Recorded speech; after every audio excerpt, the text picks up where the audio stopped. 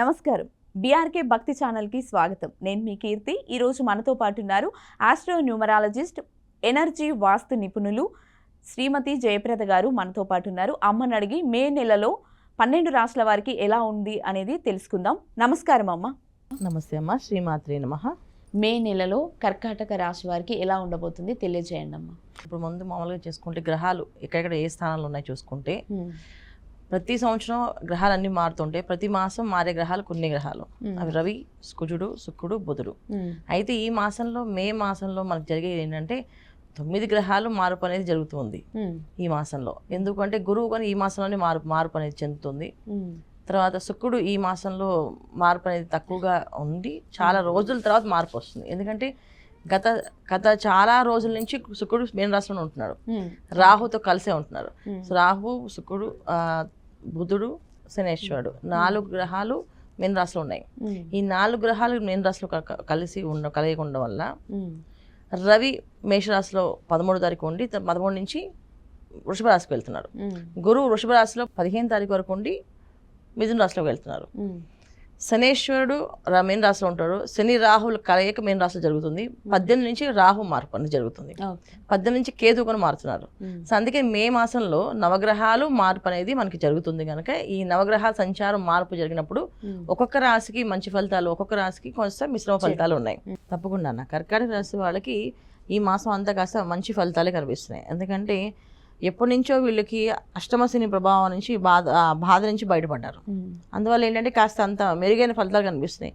అయితే కాస్త అంత అనారోగ్య సమస్య అయితే ఎక్కువగా ఉందా ఈ కర్కాటక రాశి వాళ్ళకి. అనారోగ్య సమస్య అంటే పెద్ద అదేదో ఆరోగ్యం పాడైపోయే సమస్య కాదు, కానీ మన శరీరంలో ఒక అవయవంకి ఏదో ఇబ్బంది వచ్చినా మనకి ఆ రోజంతా డిస్టర్బెన్స్ ఉంటుందా. అలాగా కర్కాటక రాశి వాళ్ళకి కొంతమందికి వాయిస్ ఇక్కడ గొంతు దగ్గర కాస్తంత గరగరలాడుతూ నొప్పి రావడము, గొంతు నొప్పి ఉండడము, కొంతమంది వెన్ను నొప్పి రావడము, కొంతమందికి కాస్త చేతులు భుజాలు లాగినట్టుగా అనిపించడము, కొంతమందికి బ్యాక్ పెయిన్ ఎక్కువగా ఉండడం, కొంతమందికి కాళ్ళు విపరీతంగా లాగడము, ఇవన్నీ జరుగుతూ ఉంటాయి. ఎందుకంటే రాశిలోనే కుజుడు ఉన్నారు. సో కుజుడు ఉన్నప్పుడు ఏమవుతుందంటే కాస్త అగ్రెసివ్గా పనిచేయాలని అని చెప్పే తత్వం ఉంటుంది. తెలియకుండానే మనలోకి తెలియకుండా ఒక ఆవేశం, ఒక క్రోధం వచ్చేస్తుంటుంది. ఆ ఆవేశంతో పాటు గట్టిగా మాట్లాడుతూ ఉంటాం. ప్రతి దానికి సమాధానం అనేది చాలా గట్టిగా స్ట్రాంగ్గా ఇచ్చేస్తూ ఉంటారు. ప్రతి ఆడవాళ్ళైనా మగవాళ్ళైనా ఈ కర్కాటక రాశి వాళ్ళందరికీ ఏంటంటే కోపం ముక్కు మీద ఉన్నట్టు ఉంటుంది అన్నమాట ఈ మాసం అంతా. అందువల్ల ఏంటంటే కోపాన్ని మనం కంట్రోల్ చేసుకోగలిగితే మిగతా అన్ని పనులు చేయగలుగుతాం. సో వీళ్ళు చేసుకోవాల్సిన పరిహారం అన్నిటికంటే ముఖ్యం ఏంటంటే కోపాన్ని కంట్రోల్ ఎలా పెట్టుకోవాలనేది చూసుకోవాలి. కాస్త మౌనంగా ఉండడము, ఎక్కువగా మాట్లాడకుండా తక్కువగా మాట్లాడి ఎక్కువగా పనిచేసే విధానంగా పెట్టుకుంటే కనుక వీళ్ళకి అన్నింటిలో విజయాలు సాధిస్తారు. లేకపోతే ఏమవుతుందంటే ఒక వ్యాపారస్తుడికైనా ఒక కస్టమర్తో సరిగ్గా మాట్లాడలేదనుకో అక్కడ ఒక గొడవ ఏర్పడుతుంది. ఆ గొడవ కాస్త పెద్ద గొడవగా మనసు ఇంకా ఎక్కువగా బాధపడిపోయి అది గట్టిగా మాట్లాడుకొని అది మనసులు విరిగిపోయేంత విధంగా మాట్లాడే అవకాశం ఈ కర్కాటక రాశి వాళ్ళకి ఉంది. ఈ మాసంలో వీళ్ళు కాస్త ఏమని కంట్రోల్ చేసుకోవాలంటే కోపాన్ని, తర్వాత నాలికని. సో మాట స్పీడ్గా అనకుండా జాగ్రత్త పడితే అదృష్టవంతులు. లేకపోతే కాస్తంత ఇబ్బందులు అనేది అది స్వయంకృత అపరాధాలు అంటాం కదా, అలా మనం చేసుకునేవి ఎక్కువగా ఈ కర్కాటక రాశి వాళ్ళకి ఈ మాసంలో కనిపిస్తాయి. ఉద్యోగస్తులైనా వ్యాపారస్తులైనా తోటి ఉద్యోగస్తులతో గొడవలు పడకుండా వాళ్ళు ఏదో సరదాగా అంటే ఎప్పుడు సరదాగా పట్టించుకునే వాళ్ళు ఈసారి సరదాగా ఒక మాట అంటే పట్టించుకొని గట్టిగా వాళ్ళతో వాదనే కాదు కొట్టడం కూడా జరుగుతుంది. సో అది కొట్టుకునే దాకా వెళ్తే ఏమవుతుంది అక్కడ రిలేషన్ బ్రేక్ అయ్యే అవకాశం. ఇక్కడ ఏంటంటే ఎప్పుడైనా రాశిలో కుజుడు ఉంటే ఏమవుతుందంటే నేచర్ తత్వం, మన తత్వం ఎలా ఉంటుందంటే బాగా దూకుడు స్వభావం ఉంటుంది. ఆ స్వభావం వల్ల ఏంటంటే ఏ పని ఎప్పుడు ఎలా రియాక్ట్ అవుతుందో మనకు తెలియదు. ఏ విషయానికి రియాక్ట్ అవుతుందో చూసే వాళ్ళందరికీ అనిపిస్తుంది ఇంత చిన్న విషయానికి ఎందుకు రియాక్ట్ అయ్యే వీళ్ళు అనిపిస్తుంది. కానీ వాళ్ళకి ఆ ఆవేశం అనేది ఆటోమేటిక్గా వచ్చేస్తుంది, చేస్తుంటాం. దాని నుంచి వీళ్ళు తప్పించుకోవాలి, జాగ్రత్తగా ఉండాలి. అలా ఉండగలిగితే విద్యార్థులకైనా మంచి ఫలితాలే, ఉద్యోగస్తులకైనా మంచి ఫలితాలే, వ్యాపారస్తులకైనా మంచి ఫలితాలే, ఇంకా వివాహ ప్రయత్నాలు ఉన్న వాళ్ళకు కూడా మంచి ఫలితాలే.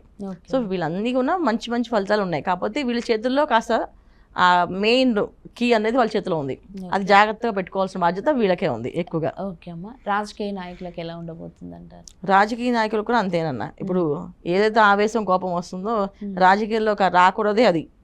ఎంత మాట్లాడినా కోపం రాకుండా వాళ్ళు మెయింటైన్ చేసే ఏదో అంటారు చెప్తారు కదా, లౌకికం లౌకికం. లౌక్యం బాగా తెలియాలనేసి ఆ లౌక్యం ఉండవలసిందే రాజకీయం. దాంట్లో ఇప్పుడు ఈ కోపం అనేది వచ్చింది అనుకోండి ఇంకా చాలా ఎక్కువగా గొడవలు అవుతాయి కదా. అవును. సో రాజకీయ నాయకులను ఎవరికైనా సరే వీళ్ళది మాత్రం ఈ మాసం అంతా ఏంటంటే కర్కాటక రాశి వాళ్ళ చేతిలోనే ఉంది వాళ్ళ జీవితం. ఓకే అమ్మ. వాళ్ళు ఎంత సైలెంట్గా ఉండగలుగుతారో అన్ని పనులు విజయవంతం అవుతాయి. ఎంత మాట పొరపాటున జారి అంటారో ఆ మాట పట్టుకొని ఇంకా లైఫ్ అంతా వాళ్ళు నేర్పిస్తూ ఉంటారు. అది ప్రమాదకరంగా మారుతుంది. ఓకే అమ్మ. కర్కాటక రాశి వాళ్ళు చేసుకోవాల్సిన పరిహారాలు తెలియజేయండి అమ్మ. వీళ్ళు గణపతి ఆరాధన చేయడం. సో సైలెంట్గా ఉండి పొద్దున్నే సూర్యోదయం పూర్వం నిద్ర లేవడము, సో సూర్య నమస్కారాలు చేయడము, గణపతి ఆరాధన చేయడము. సో గం గణపతే నమః, గం గణపతే నమః, గం గణపతే నమః అనే మంత్రాన్ని ఎక్కువగా చేయడము. ఎప్పుడైనా కోపం వస్తే ఆ గణపతిని బాగా తలుచుకొని ఆవేశం తగ్గే వరకు గణపతి మంత్రం చేస్తూ ఉంటే వీళ్ళకి ఆవేశం అనేది రాకుండా ఆలోచన అనేది వస్తుంది. అక్కడి నుంచి ఆ ప్రమాదం నుంచి బయటపడతారు. లేకపోతే ఆలోచన లేకపోతే ఆవేశంతో ఏదో ఒక నిర్ణయం తీసుకుంటే అది వాళ్ళకే ప్రమాదంగా మారుతుంది. సో గం గణపతి నమః అనుకోవడం. విద్యార్థులైతే కొబ్బరి నూనెతో చక్కగా దీపారాధన చేసి గణపతి మంత్రం చదువుకొని బయటికి వెళ్తే విద్య అనేది ఎటువంటి ఆటంకాలు లేకుండా జరుగుతుంది.